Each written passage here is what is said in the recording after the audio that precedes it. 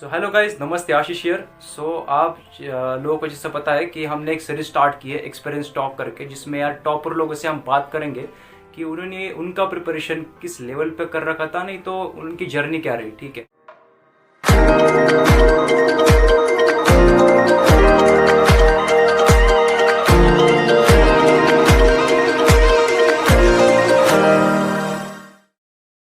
तो आज जो हमारे साथ है वो CVP CS में पढ़ रही है तन्वी काड़े। सो वो ठाणे से है बेसिकली। सो उनका जो रैंक था ना, जनरल मेरिट रैंक था, सो वो था 147। ये लेडीज़ का नहीं था, पूरा जनरल मिला के था 147 रैंक। और जो उनका परसेंटाइल था, स्कोर था, वो था 99.89, जो कि यार मतलब बहुत ही बढ़िया था। और प्लस वो लेडीज़ में है यार, तो आप जानते होंगे यार कितना बड़ा फ़ायदा हो सकता था। ठीक है, सो पहले खुद उनके बारे में जानेंगे, वो खुद बताएंगे। हेलो गाइस, मैं तन्वी काले। मैंने मेरा स्कूलिंग और कॉलेज थाने से किया एंड आई वाज मतलब स्टेट बोर्ड में थी मैं, HSC SSC HSC। Okay okay.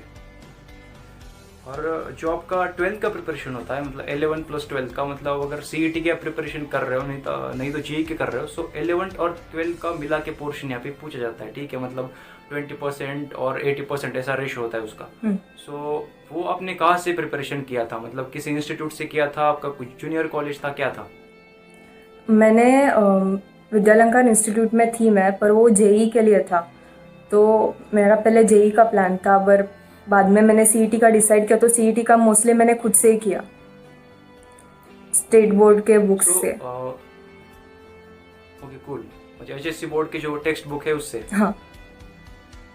तो बहुत लोग मुझे ये मतलब कमेंट करते हैं, वरना पर्सनल इंस्टाग्राम पे पूछते हैं कि ये जो टॉपर है, ठीक है, MST CET के जो टॉपर है वो CUP में पढ़ रहे, VJTM में पढ़ रहे, ICT में पढ़ रहे, तो उन्होंने पहले JEE का यहाँ पे प्रिपरेशन कर रखा था, फिर जाके वो टॉपर बने MST CET के। तो ये ऐसा होता है कि यार आपको JEE अच्छा करना पड़ेगा? नहीं, ऐसा कुछ नहीं है। मतलब पूरा CET पे फोकस किया तो अच्छा ही रहेगा CET के लिए, क्योंकि कभी कभी क्या होता है, JEE का किया तो मतलब CET के क्वेश्चंस ज़्यादा रहते हैं, तो उसका ट्रांजिशन करने को ना टाइम लगता है। तो पहले से ही CET का करके रखा रहेगा तो ज़्यादा अच्छा है CET के लिए। Okay, perfect perfect. मतलब पूरा हम CET पे फोकस यहाँ पे कर सकते, पूरा JEE छोड़ के? हाँ। और जो एक ड्यूरेशन माना जाता है, ठीक है, किसी भी एग्जाम को क्रैक करने के लिए एक ड्यूरेशन होता है, मतलब 6 मंथ की प्रिपरेशन तगड़ी होनी चाहिए, 4 मंथ की होनी चाहिए। तो आपको क्या लगता है कि यार CET के लिए कितने मंथ की प्रिपरेशन होनी चाहिए एक बढ़िया सा कॉलेज, यहाँ पे टॉप का कॉलेज पाने के लिए? अभी वो तो पर्सन टू पर्सन डिफर करता है, बट 6 मंथ्स का मतलब for average student 6 months is enough, I think.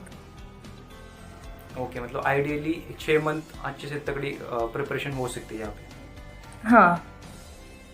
ठीक है, तो यहाँ पे जो अदर स्ट्रीम्स है, ठीक है, अगर देखा जाए तो यहाँ पे बायोलॉजी था आपके लिए, फार्मेसी था, बहुत सारे ऑप्शन थे, तो इंजीनियरिंग ही क्यों आपने चुना? मुझे मतलब बायो में इतना ज़्यादा इंटरेस्ट नहीं था पहले तो, और फिजिक्स मैथ्स थोड़ा ज़्यादा अच्छा लगता था, इसलिए इंजीनियरिंग चूज़ किया। Okay okay, perfect. और जैसे जैसे एग्जाम पास आता है ना, तब यहाँ पे JEE भी होता है आपका, फिर बोर्ड्स का एग्जाम भी होता है, HSC बोर्ड नहीं तो आपका CBSE बोर्ड हुआ, और MST CET भी यहाँ पे होता है, ठीक है, ऑन द वे। सो वो बैलेंस कैसे बनाए रखना चाहिए? बैलेंस कैसे बनाए रखने का मतलब, ऐसा जब ये एग्ज़ाम पास आता है ना, मतलब एग्ज़ाम इज़ ऑन 1 मंथ, तो 1 मंथ का टाइम टेबल बनाने का। अभी 1 मंथ में बोर्ड है, तो पहले बोर्ड का पढ़ाई स्टार्ट करने का, फिर पूरा बोर्ड पे फोकस करने का, फिर JEE पास आया तो JEE पे फोकस करने का, ऐसा करने का, प्रॉपर चैप्टर्स अलॉट करने के। ओके, मतलब अगर यहाँ पे अगर माना जाए हमारे पास 15 नहीं तो 1 मंथ पे यहाँ पे JEE का पेपर है, सो MST CET और बोर्ड का पूरा ही छोड़ देना है हमें, ठीक है, और फिर JEE पे फोकस करना है पूरा? नहीं, वैसे देखा जाए तो वो सब इंटर रिलेटेड ही है, मतलब फॉर्मूला वगैरह ऑलमोस्ट सेम रहता है, तो इन्वॉल्व हो जाता है उसका, ऐसा नहीं कि छोड़ देना है। Okay, perfect. मतलब जो सिलेबस होता है ओवरऑल, मतलब ओवरलैप हाँ, कर ही लेता है, तो हाँ, उसमें दिक्कत नहीं आएगी। बेसिक्स क्लियर होने चाहिए। यस यस यस, वो मतलब MST CET के लिए तो बेसिक्स बहुत ही इंपॉर्टेंट है, जहाँ तक मुझे लगता है। हाँ। और अगर 4 मंथ पहले की बात करें, मतलब अब जब CET यहाँ पे फेस करने जा रहे थे, तो 4 मंथ पहले आपका स्केड्यूल क्या था, मतलब दिन का पूरा? दिन का मेरा शेड्यूल मतलब मैं सुबह उठ के पहले तो मैथ्स करती थी, मतलब मैथ्स पे ज़्यादा फोकस देना ज़रूरी है एमएचटी सीईटी के लिए। सो सुबह एकदम फ्रेश था तो मैथ्स करती थी। दोपहर को मेरा केमिस्ट्री थोड़ा वीक था, केमिस्ट्री में बहुत बोर हो जाती थी, तो दोपहर को केमिस्ट्री करती थी और शाम को फिजिक्स करती थी। और जो सिलेबस का इम्पोर्टेंस होता है, बहुत लोगों के ऐसे मन में डाउट होता है कि यार पूरा सिलेबस कंप्लीट करके ही जाना है क्या। जैसे अब जे का अगर एग्जांपल ले तो जे में ये कंपलसरी नहीं होता कि पूरा 100% यहाँ पे सिलेबस कवर करके जाए तभी अच्छा स्कोर आएगा, ऐसी कोई ज़रूरत नहीं है। 60% भी अगर कर लेते हो जे में सिलेबस कंप्लीट तो अच्छा खासा स्कोर आ जाता है। तो सीईटी में ऐसा है कि मतलब पूरा 100% यहाँ पे सिलेबस कवर करके जाना होगा। मतलब ट्राई किया पूरा 100% कवर करने का तो अच्छा ही है, पर अगर कुछ कुछ चैप्टर्स मतलब बिल्कुल ही नहीं आ रहा है और मतलब लास्ट मोमेंट है तो फिर नहीं, ऐसा करने को नहीं जाने का कि हम लोग को सब करना है। जो तुम लोग के स्ट्रॉन्ग चैप्टर्स है उस पर फोकस करो, वो मार्क्स पूरा अपने काबू में ले लो, ऐसा करो। मतलब जो सही। जिसमें लग रहा है कि नहीं होएगा तो मत करो, पर ट्राई एटलीस्ट कि कवर करने का। यस। ओके, मतलब ऐसा नहीं करना है कि अगर एक चैप्टर नहीं आता आपको पूरा, मतलब आज तक खोला ही नहीं उस चैप्टर को, तो वो खोल के देखना ही नहीं, आपको ऊपर ऊपर देख लो एक बार के लिए। हाँ, देख तो लेना चाहिए, मतलब लास्ट मोमेंट रहेगा तो करने को नहीं जाने का। ओके, मतलब आखिरी दिनों में नहीं करना है। हाँ। ओके, और टेस्ट सीरीज का अगर इम्पोर्टेंस देखें तो टेस्ट सीरीज का कितना यहाँ पे इम्पोर्टेंस होता है, मतलब कितने टेस्ट देने चाहिए वैसे, और कब से देने चाहिए? मतलब अगर एक मंथ पे यहाँ पे एग्जाम है तब से देना चाहिए या बहुत पहले से स्टार्ट करना चाहिए? बहुत पहले से तो फुल लेंथ टेस्ट सीरीज नहीं कर सकते, पार्ट वाइज टेस्ट सीरीज बहुत पहले से चालू किए तो अच्छा ही है, पर 1-2 मंथ पहले फुल लेंथ टेस्ट चालू किया तो अच्छा है। ओके, और अगर सिलेबस की बात करें तो बहुत सारे इंस्टीट्यूट मैंने जहाँ तक देखा है यार, महाराष्ट्र में देखे हैं, तो उसके बाहर कोटा में अगर देखा जाए तो आखिर में आते आते यार जेई का पोर्शन हो नहीं तो एमएसटी सीईटी का पोर्शन हो, वो पूरा पढ़ाया नहीं जाता, कुछ चैप्टर्स यहाँ पे बच जाते हैं। तो उस केस में क्या करना चाहिए? क्योंकि बहुत सारे जो स्टूडेंट्स होते हैं वो खाली उस इंस्टीट्यूट पे ही यहाँ पे डिपेंड रहते हैं पूरा, कि लाइक वो जैसा चल रहा है वैसे ही चलना है, खुद से तो कुछ नया नहीं करते, तो उनको क्या करना चाहिए? पहले टेक्स्ट बुक खोलो, देखो कैसा है चैप्टर, खुद समझने का कोशिश करो। फिर देर आर मतलब यूट्यूब पे बहुत सारे वीडियोस रहते हैं, वो रेफर कर सकते हैं, वो लोग सेल्फ स्टडी भी कर सकते हैं, रेफरेंस बुक्स रहते हैं। तो आपको क्या लगता है कि मतलब इंस्टीट्यूट पे कितना डिपेंड रहना चाहिए या पढ़ाई के लिए, या सेल्फ स्टडी करें? Institute is just support system, करना खुद ही को रहता है, खुद को ही एफर्ट्स देना रहता है। Okay, perfect. ऐसा है। और अगर मैं आपको पूछूं कि यार ऐसे कौन से चैप्टर्स आप लोगे, यहाँ पे नाम लोगे फिजिक्स में, केमिस्ट्री में, मैथमेटिक्स में यार, जो कि बहुत स्कोरिंग थे, इजी थे, मतलब पढ़ने में यार ज़्यादा टाइम नहीं लगेगा उनको? ऐसा मतलब फिजिक्स का ऐसा मतलब इलेक्ट्रिसिटी के जो चैप्टर्स थे, मतलब उसके अंडर, हाँ इलेक्ट्रोस्टैटिक्स, उसके अंडर जो कुछ चैप्टर्स थे वो मतलब इजी थे, वो एक अच्छा था फिजिक्स का। और केमिस्ट्री में ऑर्गेनिक केमिस्ट्री है, उसमें नेम रिएक्शंस लर्न करने का रहता है, वो तो हो जाता है। और मैथ्स में भी कैलकुलस के छोटे बेसिक वाले सम्स रहते हैं, वो बहुत इजी रहते हैं, वो हो सकते हैं आराम से। फिर प्रोबेबिलिटी डिस्ट्रीब्यूशन वो भी काफ़ी इजी है, स्टैटिस्टिक्स से ये सब। और अगर मैं केमिस्ट्री की बात करूँ तो वो जो चैप्टर्स है यहाँ पे, बायोमोलिक्यूल हुआ, आपका पॉलीमर हुआ, तो ये बहुत ही आसान है मतलब करने के लिए, हाँ। एक दिन में ही हो जाता है ये। हाँ। बस अगर फिजिक्स की मैं बात करूँ तो यहाँ पे जो सेमीकंडक्टर हुआ आपका, नहीं तो कम्युनिकेशन हुआ, ये भी आसान है वैसे देखा जाए। हाँ। और आपने आपकी प्रिपरेशन के टाइम यहाँ पे कौन सी बुक्स यहाँ पे रेफर किए थे? मेरा फोकस मोस्टली स्टेट बोर्ड के बुक्स पे था, और उसके अलावा मैंने अरिहंत के टेस्ट सीरीज का बुक था, वो मैं उससे मैं टेस्ट सॉल्व करती थी। अरिहंत का? हाँ। ठीक है। और टेस्ट सीरीज आपने कहीं नहीं लगाई थी ऑनलाइन वगैरह दूसरा कुछ? हाँ, मैंने ऑनलाइन दिया था विद्यालंकार का टेस्ट सीरीज। ओके, ठीक है।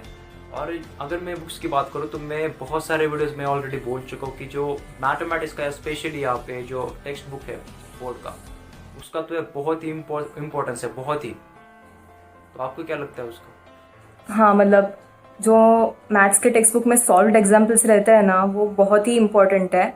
वो क्या करेंगे सीईटी में, वो बस वैल्यूज चेंज करेंगे और तुम लोग को दे देंगे। तो सॉल्व्ड एग्जाम्पल्स करना बहुत ही इम्पोर्टेंट है। ओके।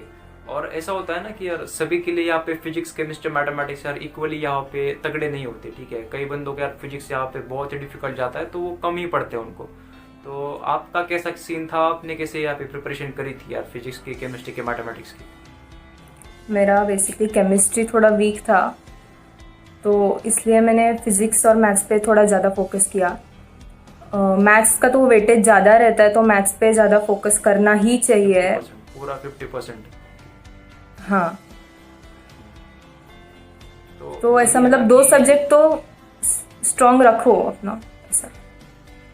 यस यस, मतलब दो सब्जेक्ट आपको अच्छे रखने हैं। अगर हाँ। फिजिक्स नहीं जाता अच्छा तो मैथमेटिक्स और केमिस्ट्री अच्छा ही रखना है। बट हम्म। अगर मैं बात करूँ खाली मैथमेटिक्स की, तो यार मैथमेटिक्स तो छोड़ना ही नहीं है किसी को, किसी को भी, क्योंकि वो पूरा यहाँ पे 50% यहाँ पे मार्क्स आपके ग्रैब कर रहा है। हाँ। तो आपको वो तो कैसे भी प्रिपेयर करना ही है, कुछ भी हो। हाँ, मैथ्स इज़ वेरी इंपॉर्टेंट। ठीक है। अगर आपकी प्रिपरेशन में ऐसी कौन सी मिस्टेक्स थी, नहीं तो आप कुछ यहाँ पे एडवाइस करना चाहोगे एस्पिरेंट्स के लिए, यहाँ पे उनका 3-4 मंथ में यहाँ पे एग्जाम है, तो आप क्या करोगे? मेरा मिस्टेक था, मतलब मैं जब टेस्ट देती थी, टेस्ट का रिजल्ट एनालिसिस आता था, तभी पहले पहले मैं मेरा जो क्वेश्चंस गलत हुआ है वो मैं नोट डाउन करके नहीं रखती थी। इसकी वजह से मेरा बहुत ज़्यादा नुकसान हुआ, और बाद में मुझे ऐसा रियलाइज़ हुआ कि मुझे ऐसे रॉन्ग क्वेश्चंस लिख के रखने चाहिए।